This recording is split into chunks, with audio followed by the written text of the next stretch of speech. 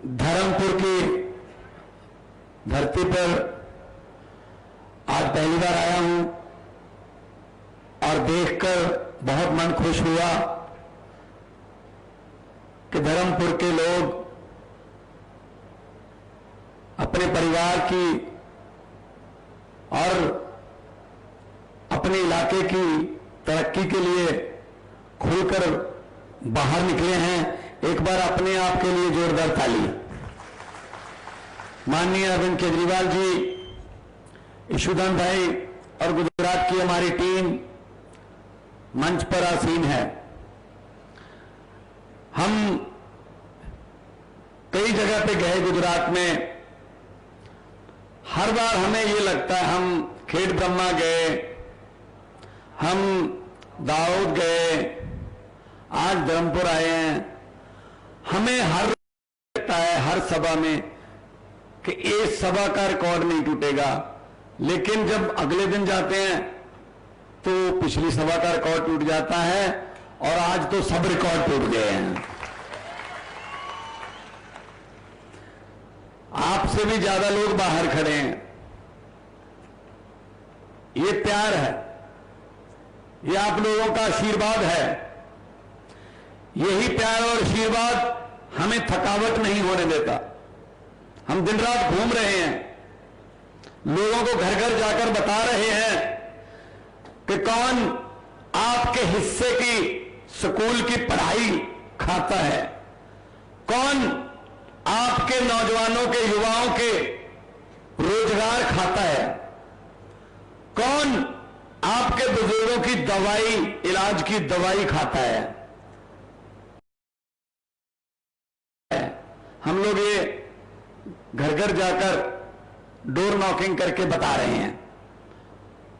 इसीलिए वो दरवाजे खुल रहे हैं, और जब दरवाजे खुल रहे हैं तो लोग ऐसे आपकी तरह आ रहे हैं कि हमें तो पहले इन्होंने बताया ही नहीं कि ऐसा भी होता है। 2.5 लाख करोड़ का बजट है गुजरात का। मेरे ख्याल में अधिकतर लोगों को, हमको यह नहीं पता होगा कि इसको लिखने के लिए जीरो कितनी लगती है। 2.5 लाख करोड़ और 3.5 लाख करोड़ का कर्जा ले रखा है। फिर वो पैसे कहां गए? ना कोई इन्होंने स्कूल बनाया, ना अस्पताल बनाया, ना सड़क बनाई, ना कोई कॉलेज बनाया, ना रोजगार दिया, तो पैसा कहां गया? फिर कोई बैंक लूटकर भाग जाता है, किसी का 10,000 करोड़ माफ हो जाता है। पैसा किसका है? हमारा पैसा है। भगत सिंह, शहीद आजम भगत सिंह, उनको यह कतई चिंता नहीं थी कि आजादी आएगी या नहीं आएगी। उनको यह पता था, विश्वास था कि आजादी तो आएगी, लेकिन एक बात की चिंता थी कि आजादी के बाद देश कौन से हाथों में जाएगा, और बहुत सही चिंता थी वो। देखो देश कौन से हाथों में चला गया। आज अंग्रेज जो है शर्माते हैं, वो कहते हैं 200 साल में हमारे बुजुर्गों ने इतना नहीं लूटा जितना आप अपने को 2 साल में लूट लेते हो। हर रोज इतने बड़े बड़े घोटालों की खबरें। आप लोग टैक्स देते हो, बहुत से लोग कहते हैं जी हम नहीं टैक्स देते, हमारा पैसा थोड़ी लूटा, बैंक का पैसा गया है। अरे भैया आपका पैसा है वो, कहते हम टैक्स नहीं देते। मैं बताता हूं आप टैक्स कहां से देते हो। सुबह उठते हो, चाय बनानी है चूल्हे पर, माचिस टैक्स शुरू। जैसे ही जाओगे बाजार में माचिस की तीली लेने, उस पर टैक्स है। अगर सिलेंडर है, जैसे लाइटर दबाया टैक्स शुरू, क्योंकि गैस के सिलेंडर पर टैक्स है। उसमें चाय में चाय पत्ती डाली, टैक्स। उसमें चीनी डाली, टैक्स। दूध डाला, टैक्स। उसके बाद खाना खाते हुए दही खाया, टैक्स। अब तो छाछ पे भी टैक्स लगा दिया है, आटा पे टैक्स, मोबाइल फोन किया टैक्स, मोटरसाइकिल लेके बाहर निकले डीजल पे, पेट्रोल पे टैक्स, शाम को घर आए, खाना खाया, टैक्स, और शाम को, रात को बिस्तर पर जाकर आराम से सोचते हो चलो शुक्र है अब कोई टैक्स नहीं। भाई साहब, धर्म है, ऊपर पंखा चल रहा है, टैक्स। हम तो सोते हुए भी टैक्स दे रहे हैं, हम सो रहे हैं, टैक्स चल रहा है, तो पैसा कहां गया फिर? जो भी पार्टी की सरकार आती है, आते पहला बयान देते हैं खजाना खाली है, खजाना खाली है। मैंने कहा जो है ही खाली उसको खजाना क्यों कहते हो? पीपा कहो, अलमारी कहो, खजाना खाली है। ये अपने बेटे बेटियों को चेयरमैन बनाते समय खजाना खाली नहीं होता, ये अपने मित्रों का टैक्स माफ करते समय खजाना खाली नहीं होता, जब भी जनता की बारी आती है खजाना खाली हो जाता है। क्यों भाई?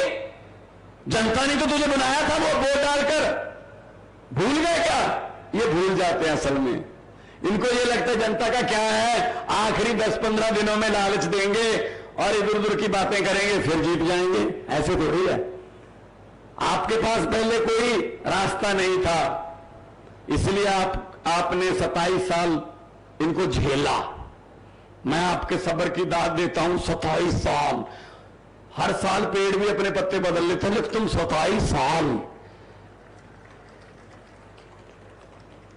इस बार पेड़ों को भी खुश करो, उनको पता चले हाँ कुछ बदलाव आया है, कोई नया सूरज, नई हवा आई है, कोई भ्रष्टाचार रहित हवा आई है, ईमानदारी का सूरज उदय हुआ है। वो भी खुश हो जाएंगे, पेड़ पौधे भी। दोस्तों, 5 साल की बारियां थी इनकी।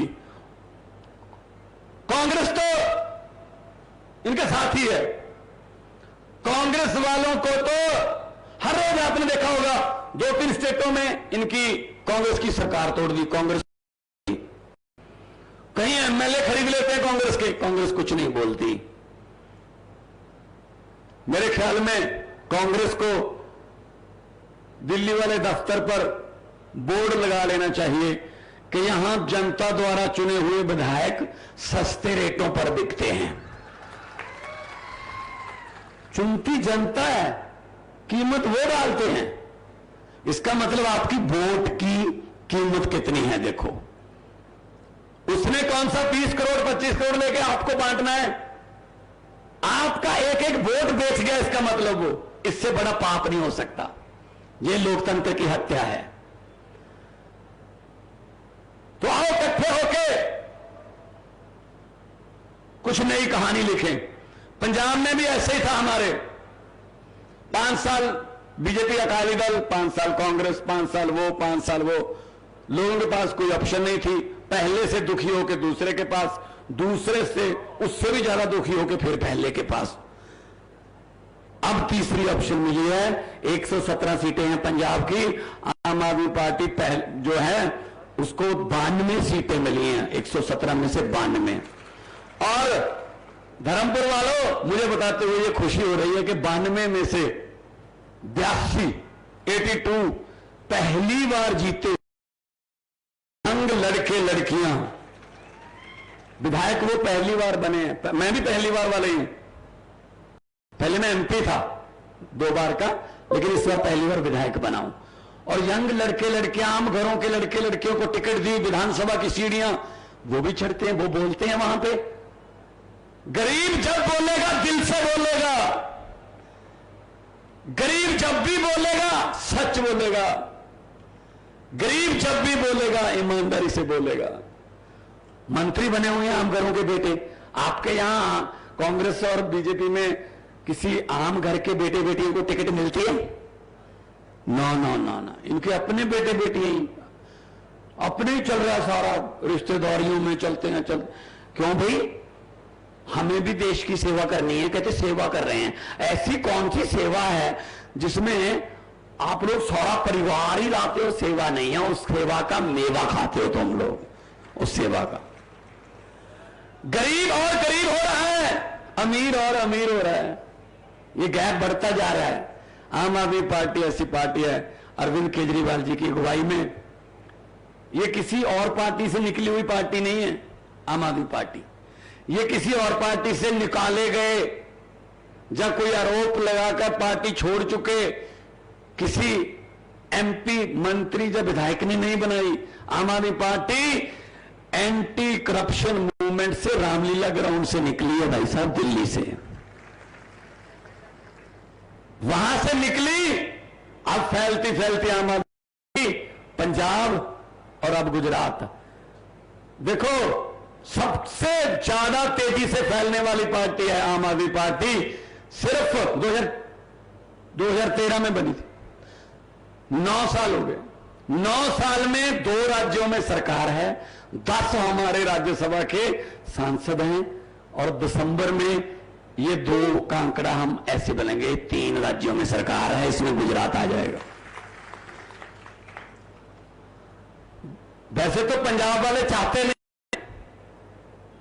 कि कोई उनका रिकॉर्ड तोड़े, लेकिन इस मामले में पंजाब वाले मुझे कहते हैं कि तुम पंजाब की चिंता मत करो, गुजरात में लोगों को जाकर बताओ, भले ही हमारा रिकॉर्ड तोड़ दे लेकिन रिकॉर्ड तोड़ दें बस। कल एक बीजेपी का कार्यकर्ता मुझे मिला, झंडा था दुकान पर लगा हुआ, हम रोड शो कर रहे थे। ये क्या है? वो कहता, मैंने कहा समझ गया। उसने कहा झंडा तो वैसे ही लगाया, वैसे झाड़ू वाले हैं। ये करते हैं क्योंकि ये डराते हैं, लालच देते हैं, पर्चे करते हैं कि आप उधर नहीं जा सकते। ऐसे दरियाओं को थोड़ी रोका जा सकता जी, दरिया तो अपना रास्ता खुद बनाते हैं। किस किस पर पर्चे कर लोगे? पंजाबी ऐसे आया था बाहर और वो कहते थे राज करेंगे 25 साल, उनकी 25 सीटें नहीं आई भाई साहब। जनता है, चुप रहे 5 साल, अपने होंठों को सीले 10 साल, कुछ भी ना बोले 15 साल, सीने पर पत्थर रख ले तुम्हारी तरह 27 साल। लेकिन अगर 27 साल बाद जनता जागती है ना, जाग जाते हैं, फिर 27 साल का हिसाब 27 मिनट में ले लेती है। ये जनता ऐसी है। जनता को छोटी मत समझना, ये अहंकारी हो गए हैं, अहंकार हो गया इनको कि हम वक्त को बदल देंगे। एक वक्त से लड़ रहे हैं कि वक्त हमारे मुताबिक चलेगा। इनको ये नहीं पता, बड़े बड़े राजे आए, बड़े बड़े आए यहां पे, उनको भी यही भ्रम हो गया था कि वक्त हमारे मुताबिक चलेगा, लेकिन वक्त के मुताबिक आदमी को चलना पड़ता है। वो खत्म हो गए, वो खत्म हो गए। जितने मर्जी इकट्ठे कर लो पैसे, हीरे मोती, मगर रहे कफन पे जेब नहीं होती। आज सुबह हमें मिलने आए कुछ कार्यकर्ता, कुछ दूसरी पार्टियों, बीजेपी कांग्रेस से। हमने कहा जी क्या क्या मिला आपको? वो कहते जी बस अब तो शमशान बाकी है, बस वहां की तैयारी है। वो कहते जी डर ये है कहीं कफन पे टैक्स ना लगा दें कि जाते हुए भी पैसे देकर जाओ दुनिया से। ये इतने तंग है लोग हैं, तो इस बार बदल लो। क्या जाता है? कोई लड़ाई नहीं करनी, कोई झगड़ा नहीं करना, पर्दे में जाके बटन दबाना है, बदलाव आ जाएगा। ये परिवर्तन की निशानी है। आपका इतनी भारी गिनती में निकलकर आना परिवर्तन की निशानी है, वरना दूसरी पार्टियों को दिहाड़ी पर लोग लाने पड़ते हैं। आ जाओ, फिर भी स्टेडियम खाली रह जाते हैं, और जाते हुए मीडिया वाले उनसे पूछते हैं क्या कहना चाहेंगे, कहते हैं हाँ अच्छा शो था लेकिन वोट झाड़ू को। तो ये तो शो मैन बन गए। तो आओ इकट्ठे होकर झाड़ू का बटन दबाएंगे। हमारा झाड़ू जो है ना, मुझे पत्रकारों ने पूछा आपने ये आंधी कैसे रोक दी, दिल्ली में 2 बार और पंजाब में। मैंने कहा कि कौन सी आंधी? कहते बीजेपी की आंधी कैसे रोक दी। मैंने कहा इसमें कोई रॉकेट साइंस नहीं है। बोले ये कमल का फूल। मैंने कहा कमल का फूल कहां उगता है? कहते जी कीचड़ में। मैंने कहा हमारा चुनाव चिन्ह क्या है? बोले झाड़ू। मैंने कहा झाड़ू क्या करता है? कहते ये कीचड़ को साफ करता है। मैंने कहा जी हमने कीचड़ पर झाड़ू चला दी, कमल उगे ही नहीं।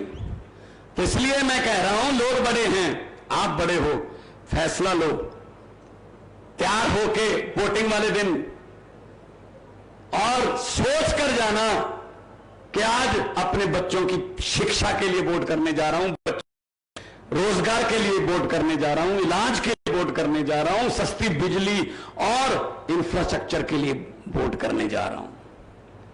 और किसी इनकी बहकावे में मत आना, ये तो जुमले बनाते रहते हैं बहुत। मैंने तो पार्लियामेंट में पूछा था, मैंने पूछा था कि अच्छे दिन कब आने वाले हैं, कोई जवाब नहीं था। उनके वाले अच्छे दिन का तो मुझे पता नहीं आने वाले हैं या नहीं आने वाले, लेकिन मुझे इतना पता है कि दिसंबर में अरविंद केजरीवाल वाले सच्चे दिन जरूर आने वाले हैं। सच्चाई और ईमानदारी की सरकार आएगी। पंजाब में 6 महीने में हमने 20,000 के लगभग सरकारी नौकरियां दे दी हैं, 20,000 से लगभग। और भी कच्चे मुलाजिमों को पक्के करना, परसों साइन किए हैं 8736 कच्चे अध्यापकों को पक्के किया है कि आप आराम से बच्चों को पढ़ाओ। अगर टीचर का भविष्य सेफ नहीं है तो हमारे बच्चे का कैसे बनाएगा वो। बिजली हमने वहां फ्री कर दी है, मोहल्ला क्लिनिक खुल रहे हैं, 100 से ज्यादा हो गए हैं, स्कूलों को काया पलट करने वाले हैं।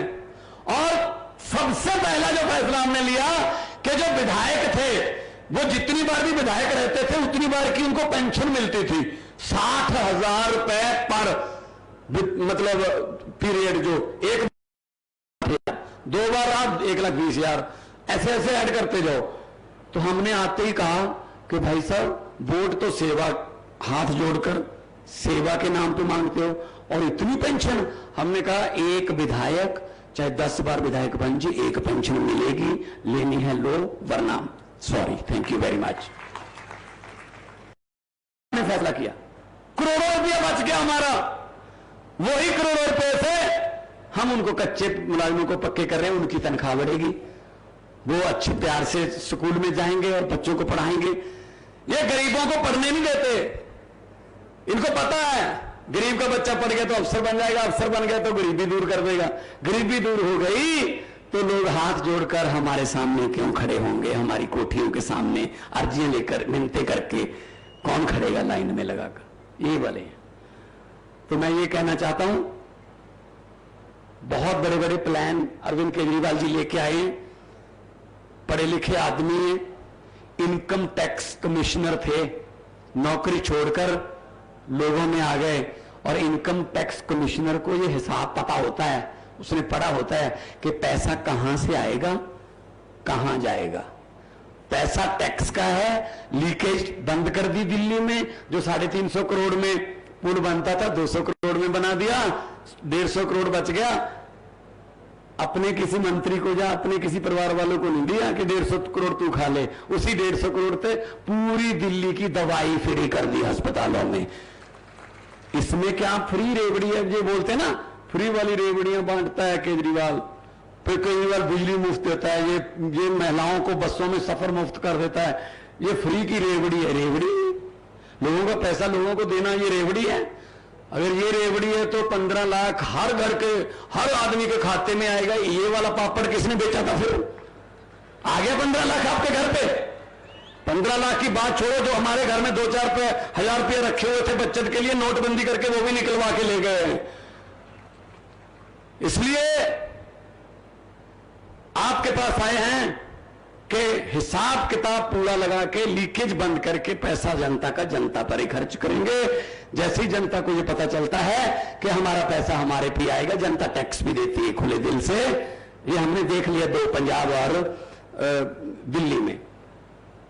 अभी रिपोर्ट एक आई है सरकारी, उसमें क्या कह रहे हैं, खुशखबरी है, उसमें कह रहे हैं सरकार ने करवाई है कि पूछो हाल चाल लोगों का, क्या किधर हवा है, क्या चल रहा है। तो रिपोर्ट में कहा गया है कि जी हम तो सच बताने वाले हैं। गुजरात में आम आदमी पार्टी की सरकार जो है वो बनने जा रही है इस बार दिसंबर।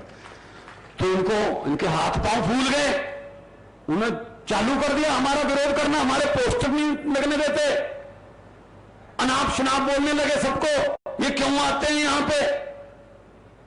भाई हम तड़ी पर थोड़ी हैं, ये तो तुम्हारे थे, हम तो सीधे साधे लोग हैं, आम आदमी हैं, ये हमसे नहीं डरते, हमारी कोई औकात नहीं है, हमसे नहीं डरते। इतनी लाखों की गिनती में सुबह से आप लोग जो इकट्ठे हो जाते हो ना, ये आपसे डरते हैं, आप लोगों से डरते हैं। तो भगत सिंह जी का भी जन्मदिन था 28 सितंबर को।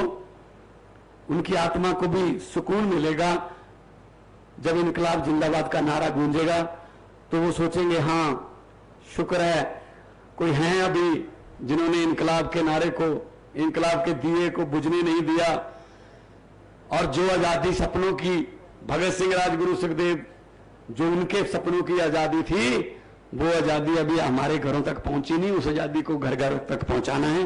दोनों हाथ ऊपर करके दो नारे लगा दो, इनकलाब। थोड़ा सा और ये पता चल जाए इनको सूरत तक के काम खराब हो रहा है, ये तो काम पब्लिक बोल रही है, ये पब्लिक की आवाज जो होती है ना वो गूंजती है, इनकलाब, वंदे भारत माता की जय, जवान बोले सो निहाल। बहुत बहुत धन्यवाद, आपने इतने प्यार सत्कार से मुझे सुना, बहुत धन्यवाद। थैंक यू आदरणीय भगवत मान जी। अभी अपने बीच पधार रहे हैं